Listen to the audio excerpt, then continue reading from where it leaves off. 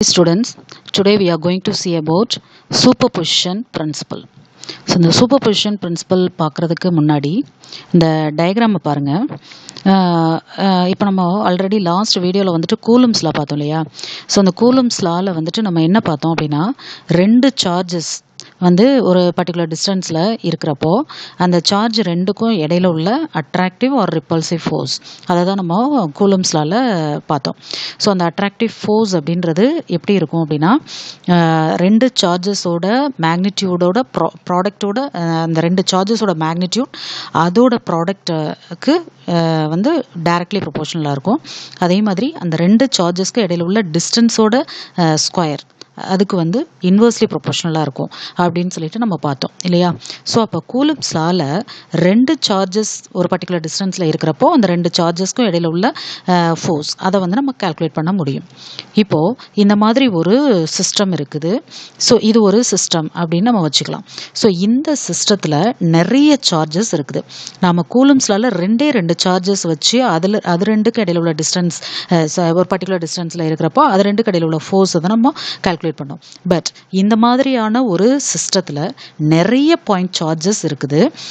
Q1, Q2, Q3, Q4 நிறைய charges இருக்குது. நம்ம ஒரு 4 சார்ஜ் மட்டும் நம்ம சொல்கிறோம். அதே மாதிரி Qn நம்பர் ஆஃப் சார்ஜஸ் இதில் இருக்குது அப்படின்னு நம்ம வச்சுட்டோம்னா இதுதான் லாஸ்ட் சார்ஜ் அப்படின்னா Qn அப்படின்னு நம்ம சொல்கிறோம். ஸோ இந்த மாதிரி நிறைய நம்பர் ஆஃப் சார்ஜஸ் வந்துட்டு இருக்கிறப்போ அந்த சார்ஜஸ்னால ஏதாவது ஒரு பர்டிகுலர் சார்ஜ் இப்போ Q1 அப்படின்னு நம்ம எடுத்துட்டோம் அப்படின்னா இந்த சார்ஜ் மேலே இந்த Q2, Q3, Q4 அந்த மாதிரி எக்ஸட்ரா நிறைய சார்ஜஸ் லாஸ்ட்டில் Qn. இந்த எல்லா சார்ஜஸும் இந்த Q1 அப்படின்ற சார்ஜ் மேலே ஆக்ட் பண்ணுற ஃபோர்ஸ் என்ன அப்படின்னு நம்ம கால்குலேட் பண்ணணும் அப்படின்னா அதுக்கு கூலம்ஸ் லாவை நம்ம யூஸ் பண்ண முடியாது. ஏன்னா ரெண்டு சார்ஜஸை வச்சு தான் நம்ம ஃபோர்ஸ் வந்து கால்குலேட் பண்ணியிருக்கோம். ஸோ அப்போது அந்த மாதிரியான சிச்சுவேஷன்ஸில் நம்ம வந்து என்ன பண்ணலாம் அப்படின்னா சூப்பர் பொசிஷன் பிரின்சிபலுக்கு நம்ம போகலாம். ஸோ இந்த சூப்பர் பொசிஷன் பிரின்சிபலில் என்ன பண்ணுறோம் அப்படின்னா கூலம்ஸ் லா தான் யூஸ் பண்ணுறோம்.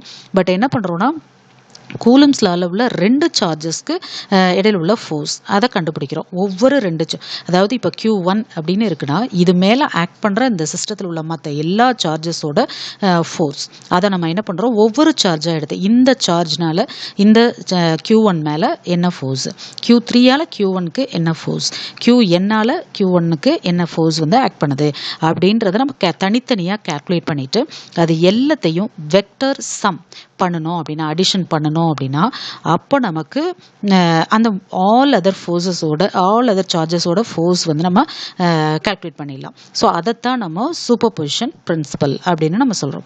ஸோ இப்போ நம்ம ஃபர்ஸ்ட் என்ன பண்ண போகிறோம் அப்படின்னா இந்த Q1ன்ற சார்ஜ் மேலே தான் இப்போ எல்லா சார்ஜஸும் ஆக்ட் பண்ணுற ஃபோர்ஸை நம்ம கால்குலேட் பண்ண போகிறோம். ஸோ அப்போ இந்த Q1 சார்ஜ் மேலே இந்த Q2 சார்ஜ் என்ன ஃபோர்ஸை வந்து ஆக்ட் பண்ணுது அப்படின்னா நம்ம அக்கார்டிங் டு கூலம்ஸ் லா என்ன சொல்லலாம், F12 வெக்டர் இந்த ஃபோர்ஸ் அதாவது Q2 Q1 மேலே ஆக்ட் பண்ணுற ஃபோர்ஸை வந்து F12 வெக்டர்னு சொல்கிறோம்.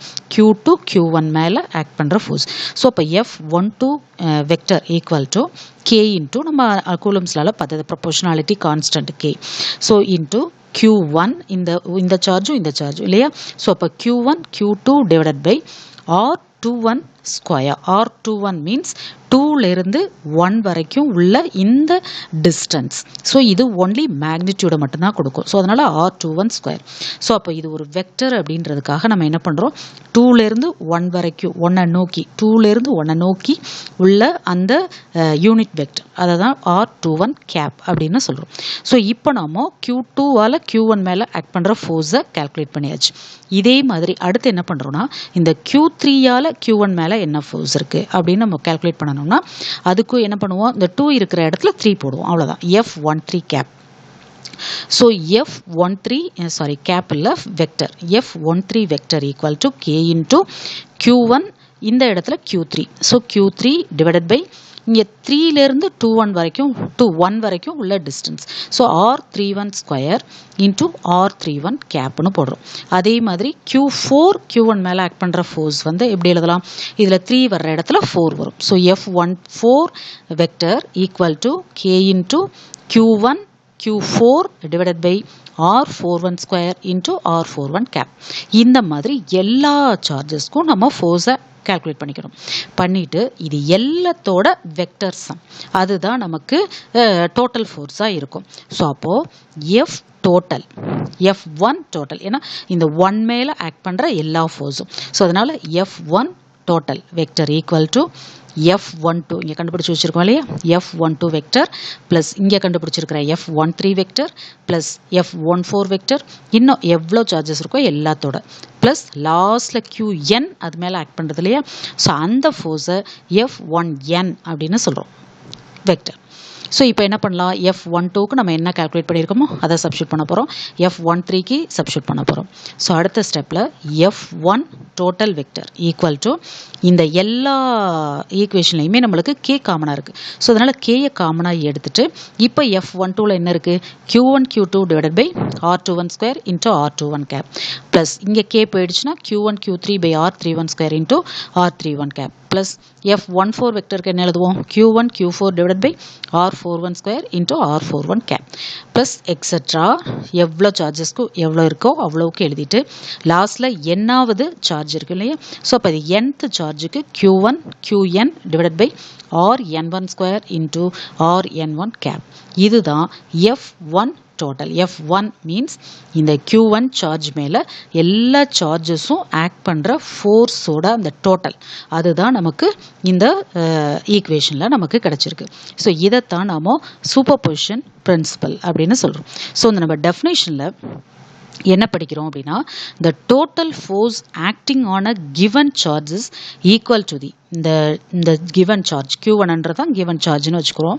இந்த சார்ஜ் மேலே ஆக்ட் பண்ணுற total force is equal to the vector sum of எல்லாத்தோட vector sum of forces exerted on it by all the other charges.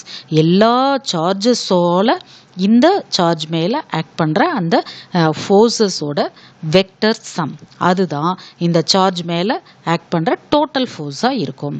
இதுதான் சூப்பர் பொசிஷன் பிரின்சிபல். தேங்க்யூ.